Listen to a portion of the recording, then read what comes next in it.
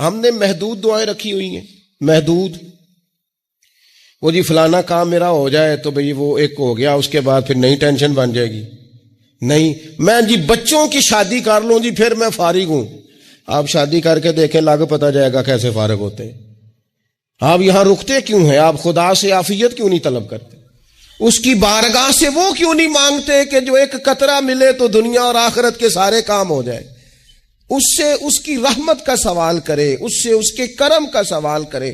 اللہ کی بارگاہ میں بھی حاضر ہونا اور جچی تلی اور جناب ناپ تول کر اور محدود چیزوں کا سوال کرنا، مالک سے مانگے. اور وہ جب دیتا ہے تو دیتا بھی بے حساب ہی ہے. وہ جب عطا کرتا ہے تو کرم کے دروازے کھول کے عطا کرتا ہے، ورنہ تو ایک الجھن سے انسان نکلتا ہے دوسری میں الجھ جاتا ہے. ایک بزرگ تھے، ہر وقت اللہ سے عافیت مانگتے تھے، ہر وقت اللہ سے عافیت مانگتے تھے، ہر وقت عافیت مانگتے تھے. لوگوں نے پوچھا، لوگ ان کو صالح جانتے تھے، نیک سمجھتے تھے، کہ حضور آپ اور کوئی دعا مانگتے نہیں، عافیت ہی مانگتے ہیں. فرمانے لگے میں مانگا کرتا تھا شروع میں، بعد میں خیال آیا ہے اور بھی دعائیں مانگا کرتا تھا، یہ احساس بعد میں نصیب ہوا.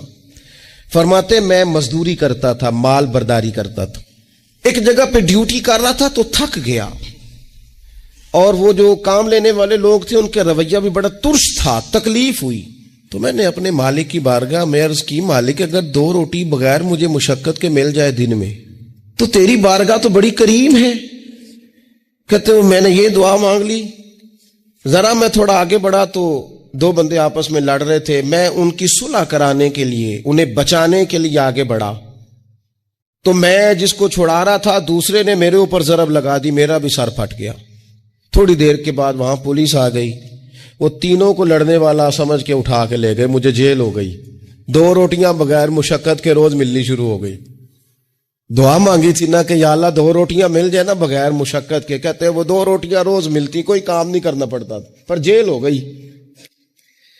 فرماتے میں بڑا پریشان تھا، روز روٹیاں پابندی سے آتی اور بہترین آتی، کھانا ملتا.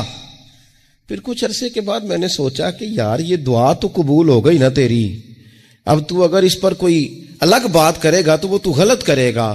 کہتے پھر خود ہی میرے دل میں اللہ نے بات ڈالی اور میں نے عرض کی، مالک 2 روٹیاں نہیں، مجھے تو عافیت چاہیے، مجھے تو عافیت دے، میرے اوپر تو کرم فرما، تو نظر رحمت کر، جے ایک قطرہ بخشے مینوں،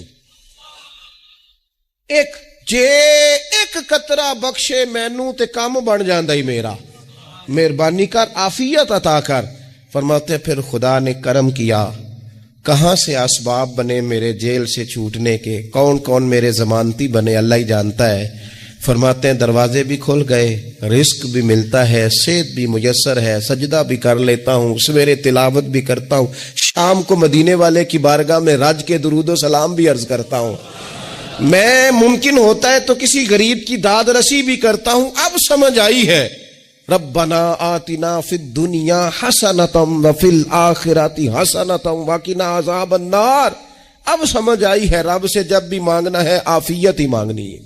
حضرت عباس بن عبد المطلب رضی اللہ تعالیٰ عنہ نبی پاک علیہ السلام کے پیارے چچا جان ہیں، عرض گزار ہیں، یا رسول اللہ صلی اللہ علیہ وسلم مجھے بتائیے میں اپنے رب سے مانگوں تو کیا مانگوں؟ تو حضور نے فرمایا رب سے عافیت مانگو. کہتے میں کچھ دن رکا، کچھ دنوں کے بعد پھر حاضر بارگاہ ہوا اور عرض کی، یا رسول اللہ صلی اللہ تعالی علیہ وسلم مجھے بتائیے میں اپنے مالک سے مانگوں تو کیا مانگوں؟ تو حضور نے پھر فرمایا اللہ سے مانگنا تو عافیت مانگنا. بزرگ فرماتے ہیں یہ عافیت کیا ہے؟ عافیت یہ ہے کہ یا اللہ ظاہری پریشانیاں، باطنی پریشانیاں، اے اللہ ظاہر کے میل کچیل بھی دور ہو جائیں، باطن کے بھی دور ہو جائیں. اے اللہ ہر معاملے میں، ہر آزمائش میں، ہر دکھ میں ہمیں تیری پناہ نصیب ہو جائے. یہ عافیت ہے. اور صوفیہ کرام فرماتے ہیں عافیت سے بڑی نعمت کوئی نہیں اگر کسی کو میسر آئے تو، عافیت سے بڑا حسن کوئی نہیں اگر کسی شخص کو یہ نصیب ہو جائے. اور ایک اللہ والے نے تو ایک اور بڑا خوبصورت ترجمہ یہاں کیا ہے، وہ کہتے ہیں عافیت کا مطلب ہے دل کا قرار. عافیت کا مطلب ہے باطن کا سکون، عافیت کا مطلب ہے انسان کے مزاج کا حوصلہ، ٹھنڈک، بردباری. جس بندے کو عافیت نصیب ہو جاتی ہے گویا اللہ اسے سکون کی دولت عطا فرما دیتا ہے. تھوڑے پیسوں میں بھی سکون، بغیر شہرت کے بھی سکون، کوئی بات مان لے تب بھی سکون، کوئی دھتکار دے پھر بھی سکون، لوگوں کی گڈ بک میں ہو پھر بھی سکون.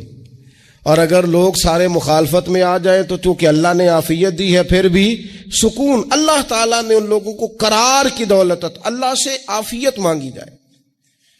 اس میں دنیا کی بھی بھلائی شامل ہے، آخرت کی بھی بھلائی شامل. نبی اکرم صلی اللہ تعالی علیہ وسلم توجہ دلاتے کہ اللہ سے تم عافیت مانگو. ہمارا نہ جی،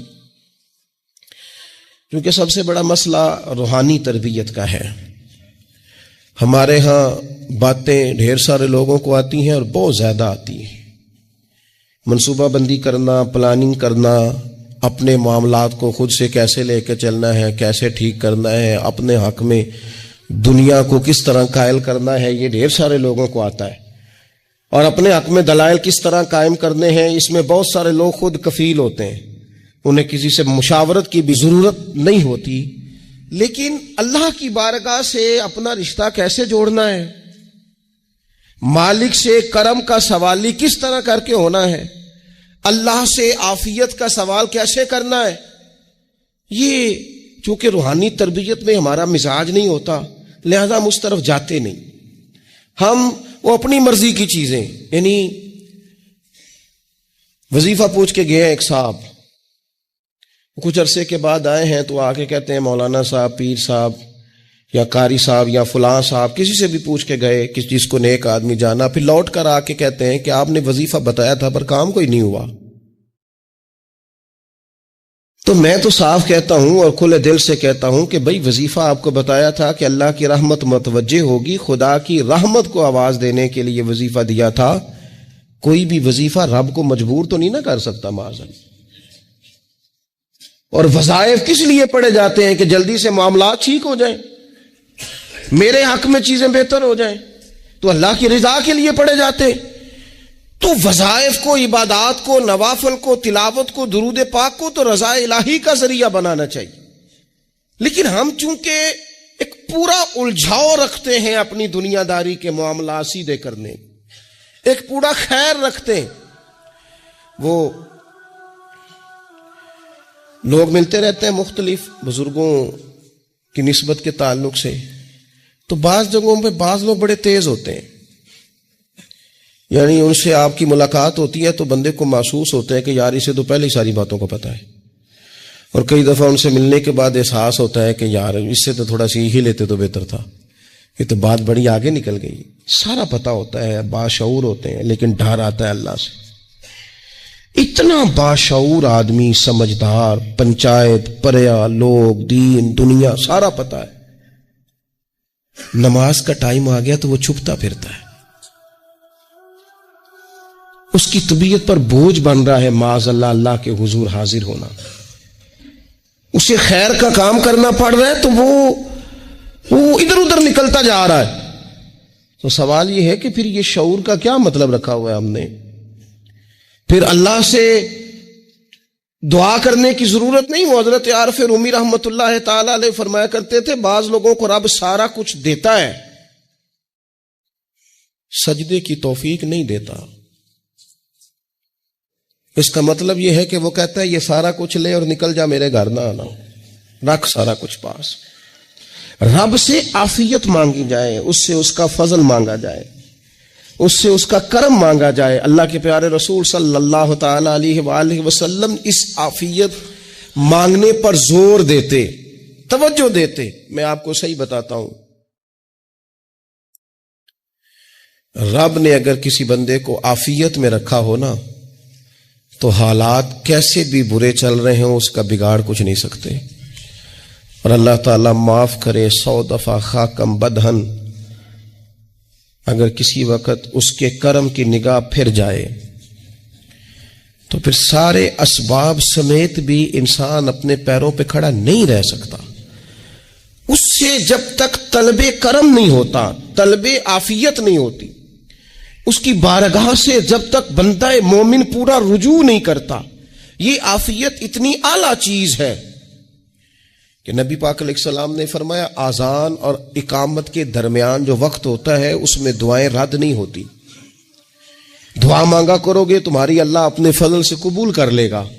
عرض